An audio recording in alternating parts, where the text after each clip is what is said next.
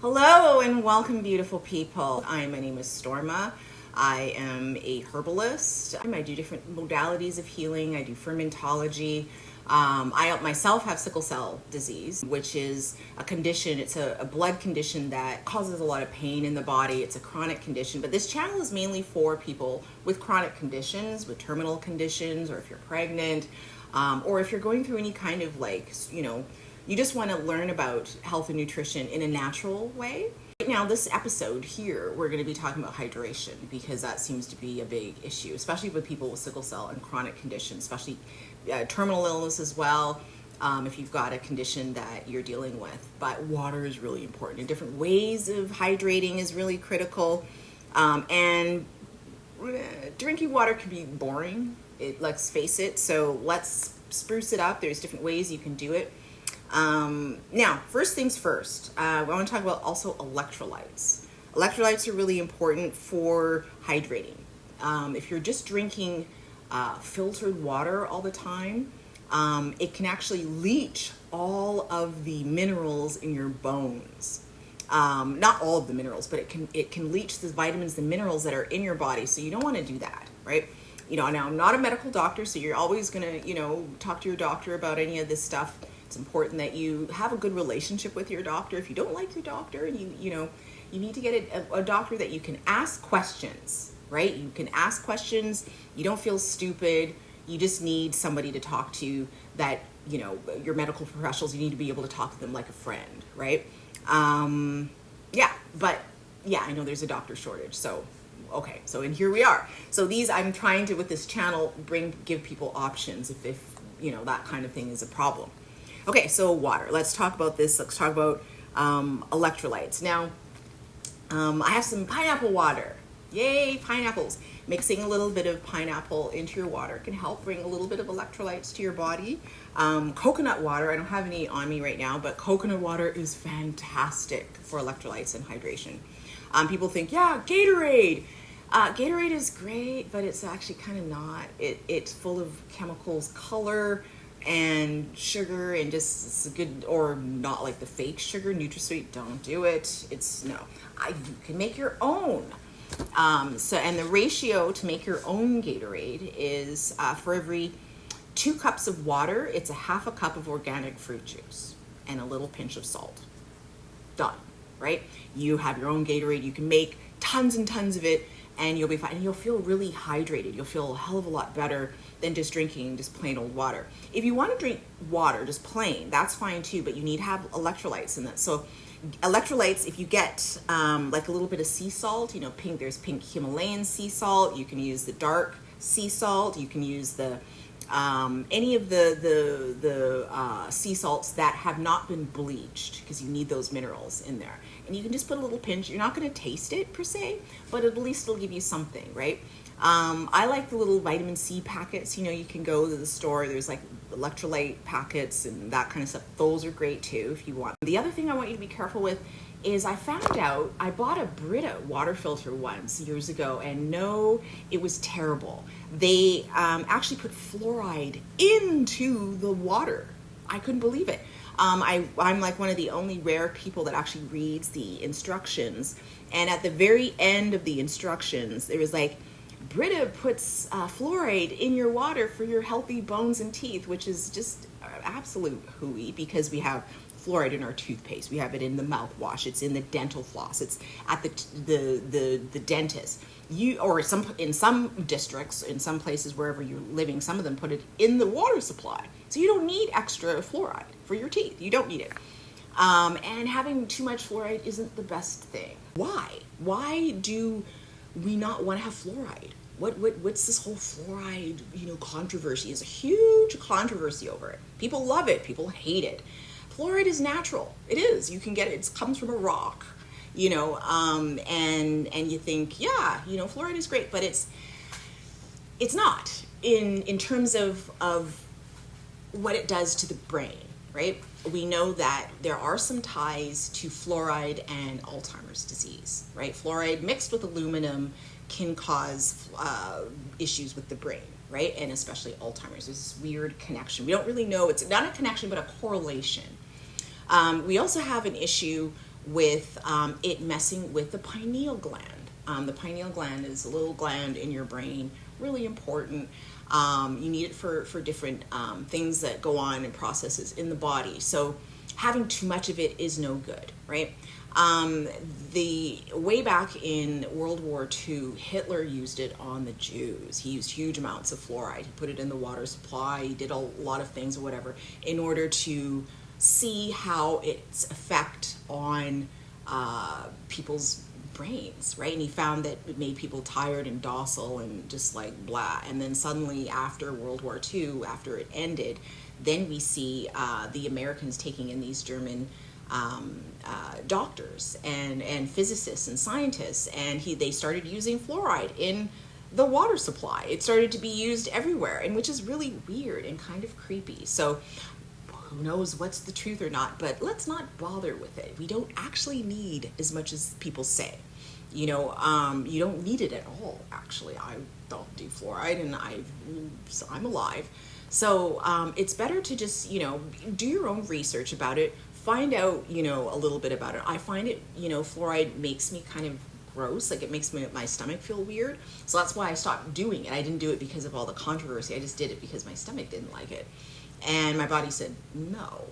So I use all natural toothpaste. I use all natural, any kind of mouth products. I say no at the dentist when they ask me, do you want a fluoride treatment?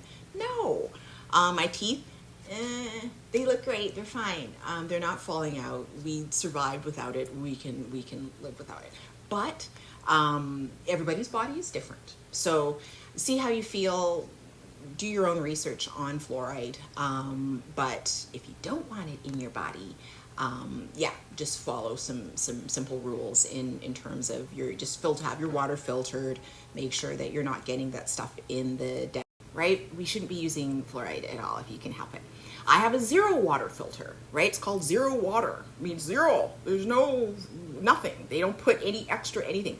I can put extra something in my water if I want to.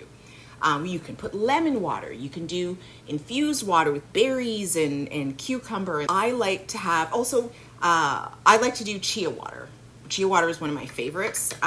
Chia is great. I just got this from Costco. See here, organic chia seeds. Awesome. Chia is full of minerals. It's got electrolytes. You get omega-3 fatty acids. It's fantastic. Do not take chia water without soaking it first for at least 10 to 20 minutes. Why? Because all of the stuff in it, if you eat it just plain, it's yummy, it will actually pull fluid out of your body and actually pull fluid out of your bowel. And you don't want that making you more constipated. But if you soak it first, right, and then cook with it, or soak it and just drink it on its own, it's fantastic, and it will help you with your bowel, especially if you're taking a lot of medications, right? People with chronic and terminal illnesses, or if you're pregnant or whatever. Constipation can be a major problem, and it can, it's amazing. Even if you have diarrhea, it can help. So it can help balance your bowel, and the fluid in your bowel can help hydrate and keep your body hydrated, especially if you're going far away and you're going to be traveling or whatever. You can put some in your water bottle if you're at the gym. So there's infused waters. There's also probiotic waters. I'm all for those, right? So that means your kombuchas. That's putting apple cider vinegar in your water, a couple tablespoons in there. That's like putting a little bit of the fluid from your organic yogurt in there. That also counts as a probiotic. Any of those things you can use to keep your bowel healthy and to keep the flora in your gut working great. But here's the thing. Apple cider vinegar, and it says with mother. You see that right there? Avec mère. Yeah, with mother. You want that. You need to put that shit in your water. It's important because if you're going to a birthday party and there's like a ton of sugar, or you're going somewhere where there's a lot of sugar and you don't really want to be doing a lot of sugar. I can't do a lot of sugar. So I bring a little water bottle with apple cider vinegar wherever I go, and I just drink some of that. And the apple cider vinegar will eat a lot of the sugar in your gut, and you won't get that big sugar rush and sugar crash.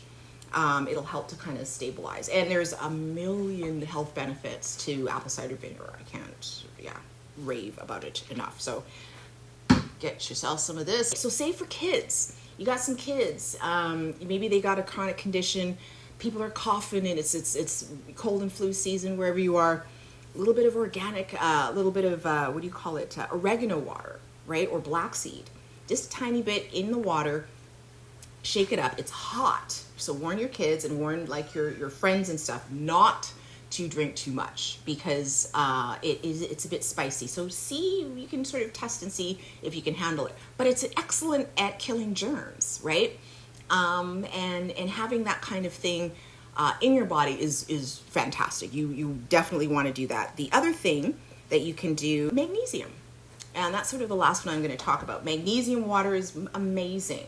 Magnesium is one of the sort of unsung heroes. It's great for cardiovascular. It's great for, if you've got muscle cramping, if you've got issues with your sleep. I mean, magnesium, there's a humongous list of things that it's good for, but magnesium is great to put in your water. And you can get some of that, like Calm, they call it. There's like different types, brands of magnesium powder that you can put in there. You put it in with hot water and then you mix it and it goes fizzy. It does fizz, and then you can put a little bit of cold water in it if you don't want it too hot, and you can drink it. Done. And you can have it before bed, you can have it in the morning, whenever you want, right? I like to have it before bed because sometimes I get muscle cramps if I'm exercising or whatever. And you're probably wondering, what is all of this business here? Why do I have all these things? Now for sickle cell, I have to drink a lot of water for the condition. If you've got, it's not just sickle cell. If you've got a chronic condition, it's really important that you be drinking water to flush stuff out of your system. If you're on a cleanse, if you're pregnant, if you're a human being, drink water. If you don't, you will die. That's just how it works. So I have to drink a lot of water. Now I don't drink all of these. I drink about, each day, give or take. And I love these. I got these from Costco, and they come in different colors. Different colors, yay! And you can put different types of water in it. If you're a type A like me, then you can have some variation in your water. And these are about 1.5 liters, right? So I like to drink about 3 to 4 liters of water a day. Everybody's water thing is, it'll vary. And then I also like to have tea, right? So I have my chai tea. I have my, this is a licorice tea for my throat. Sometimes I get sore throat in the morning. And this one is, it's got valerian tea in it before bed. So I can just drink it while I'm in bed. And if I drink all these, I know that I've reached the level of water that I need for that day, the allotment. That way I don't have to count and measure each bit of water. And then in addition to that, I'll drink stuff like this, like, some chia water. Sometimes I'm craving a little bit of pineapple juice, whatever. So anyway, so there you go. Lemon water is great too. You can also use just plain old lemon water. That's fantastic as well. It helps to alkalize the body. But there's this whole rage about you need to be alkaline, which is great for some bodies. Not everybody's body is the same. Everybody's different. And having an over-alkalized body can cause some problems, because if you're over-alkaline, you need some of that stomach acid, to digest your food properly, and for your body to be able to break it down, and the body to be able to extract the food and the vitamins and the minerals out of the body. If you have an overly alkaline body, I find that your digestion might not be so great, right? And never drinking water while you eat food. Don't do that either. Like, just have like maybe half an hour in between when you have water and you whatever. And you have your meal, right? You can have wine. Sometimes I have a little glass of wine with my dinner. That's it's a ferment. So ferments are great to have with your food because it helps to digest. It helps your stomach to digest your food and all that. And and so I don't like to drink with water. That has a lot to do with food combining, and we can talk about food combining in a later time in a different video. Lastly, I wanted to talk about quickly acidity in your gut, because you need to be acid. Your gut needs to be acidic. You need that hydrochloric acid. It'll help with things like acid reflux. It'll help with things like, if you belch a lot and all that. Overly alkaline also you're more prone to sometimes colds and flus. Welcome to my channel and thank you for listening. Please link and subscribe. I think that's what you're supposed to say in these videos. I'm new to this. You could have watched any video, but you chose to watch mine. I really appreciate it. So thank you very much.